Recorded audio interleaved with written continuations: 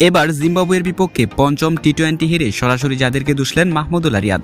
তো সম্মানিত ভিউয়ার্স, বিস্তারিত জানুন পুরো ভিডিও জুড়ে। বাংলাদেশের বিপক্ষে পঞ্চম টি-20তে 8 উইকেটের জয় পেয়েছে সিকান্দার রাজার দল। টাইগারদের দেওয়া 158 রানের টার্গেট তারা পেরিয়ে গেছে 9 বল হাতে রেখেই। 158 রানের টার্গেটে ব্যাট করতে নেমে শুরু থেকে দারুণ খেলতে থাকে জিম্বাবুয়ে। দলীয় 38 রানে সাকিব আল হাসান প্রথম ব্রেক থ্রো এনে দেন। এরপর ব্রায়ান বেনেট ও সিকান্দার রাজা মিলে দলের হাল ধরেন। দুজনে মিলে করেন 75 রানের জুটি। ব্রায়ান বেনেট 49 বলে 70 এবং সিকান্দার রাজা 46 বলে 72 রান করেন।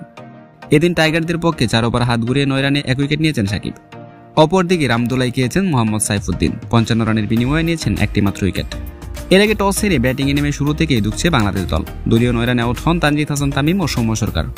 তাছাড়া তাওহিদ হৃদয় করেছেন কেবলমাত্র 1 রান। পর বিশেষে বাংলাদেশ সংগ্রহ করতে পেরেছিল 3 উইকেটে 133।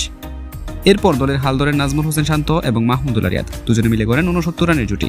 শান্ত 28 বলে 34 রান করে আউট হলেও টি-20 ক্যারিয়ারে অষ্টম 50 তুলে নেন মাহমুদুল্লাহ রিয়াদ। শেষ পর্যন্ত 44 বলে করেন 54 রান। এছাড়া সাকিব আল হাসান করেন 17 বলে 21। জাকের আলী অনিক 11 বলে অপরাজিত 24 রান করেছেন। তবে এত কিছুর পরেও ম্যাচ হেরেছে বাংলাদেশ। তাই তো ম্যাচ শেষে রীতিমতো যাদেরকে দুষলেন মাহমুদুল্লাহ রিয়াদ। তিনি বলেছেন, সাইফুদ্দিন, শেখ মেহেদী অত্যন্ত বাজে বোলিং করেছে। তাছাড়া আমাদের top order batsman Towhid Hridoy কিংবা তানজিম সাকিবদের রান করতে না পারায় আমাদের আজকের এই ব্যর্থতার কারণ। তাদের কারণেই আজকে আমরা ম্যাচটা হেরেছি।